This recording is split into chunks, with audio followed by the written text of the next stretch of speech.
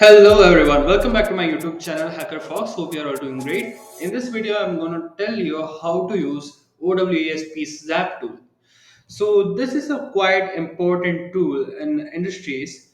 This OWASP ZAP tool is a powerful and versatile solution for web application security testing, and this is one of the main usage of this.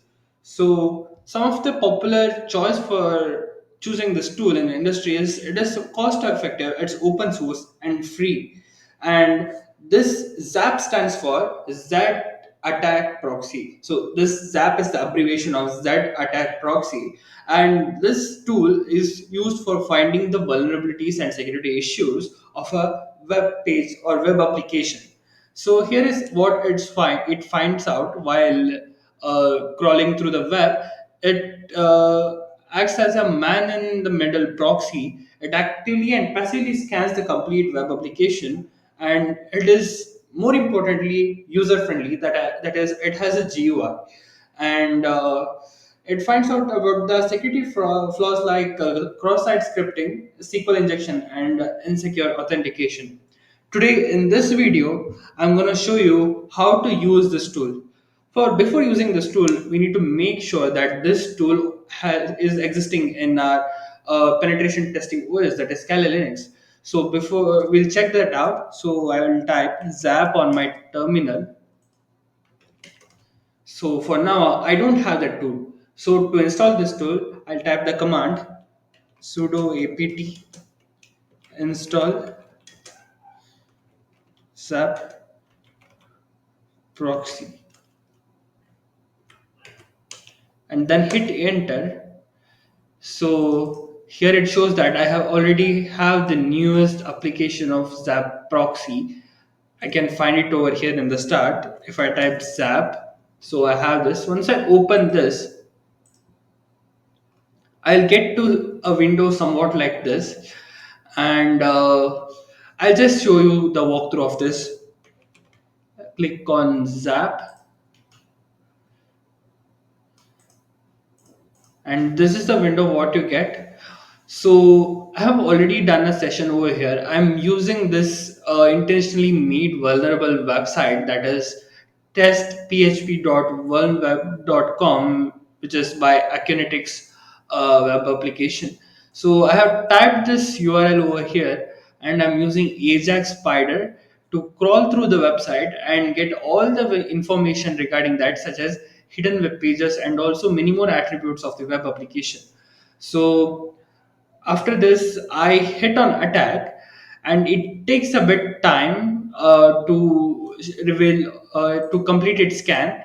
It first scans for the alerts and gets you through the outputs. And here it comes regarding the web crawling. It crawls through the websites, and you can see there are many web pages of this. Testphp.worldmap.com. You can see here akunetics.com. You can see worldmap.com, hpp login.php, index.php, and many more over here. You can see an n number of pages, and here it shows here the request timestamp, and there is also response timestamp over here, and here it shows the alert, and this alert is means to say what is the intensity of the security issue in this particular web page. So as you can see here, for sign up it's medium, and here for index, here for php login it's still medium again, and here for image, some web page known as show image.php, which is having some kind of file, and its highest alert is low. So here are some of the keywords related to that particular web page, and it may be quite helpful even if you are doing some kind of white hat hacking. So this tool is both used by industrialists of this of IT sector for knowing the security issues of their web application, also by the white hat hackers. So it is a dual mode kind of thing. And the thing is, it not only checks for the hidden vulnerabilities and all the security related issues of a web application, it actually executes the payloads or injections of this of a particular for that particular web application on a generic sequence to know what are the security issues. And once it executes the payloads, you can see like which is the vulnerability over here. It particularly points out that. So once I scan this website over here, so these are the hidden sites or web pages of this URL. So I'll go through the history. These are two proxies, and here you can see the many alerts related things. So here it comes a medium alert that says anti CSRF tokens. There's an absence of anti CSRF tokens. So this is kind of medium risk level. And the next is CSP. Here it says that header not set. So this is one kind of vulnerability over here. And the major important thing is here it is using the anti-hijacking header or that framework. And the most of the pages it says more secure pages include mixed contents over here. So they are once they get into a particular web page, there are more vulnerable web links or hyperlinks available, so that there is more chances of a hacker getting into your web application, and he is able to access much more things on a one go. So this is one of the dangerous or most critical vulnerability.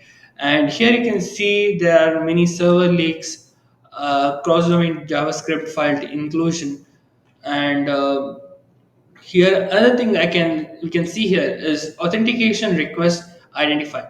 So the thing is here, if I click on this, and in this post you can see the risk is informational, and this particular thing says like the description of this vulnerabilities: the given request has been identified as an authentication request. The other info fields contains a set of key values lines which identify any relevant fields. If the request is in a context which has an authentication method set to auto detect, then this rule will change the authentication to match the request identified. And this authentication request identified, this is one of the important vulnerability also.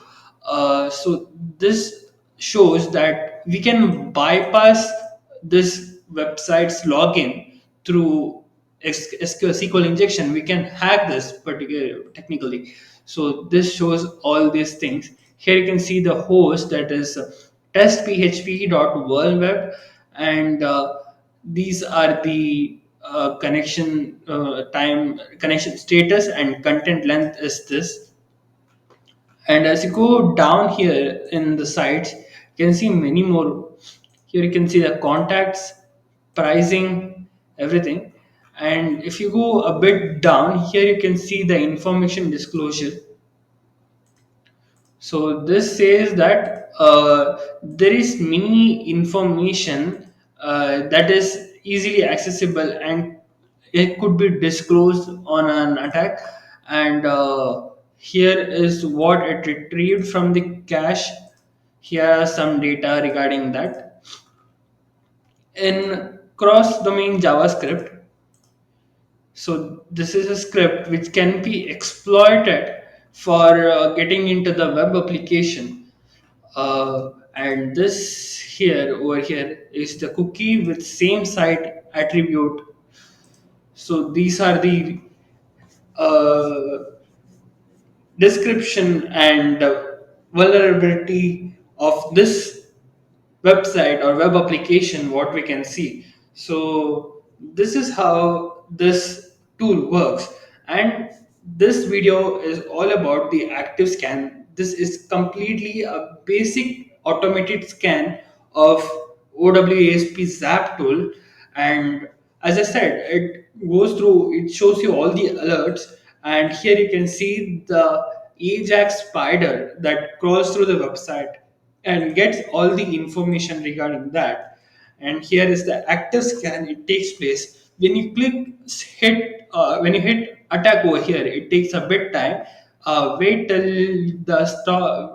again this attack button is enabled.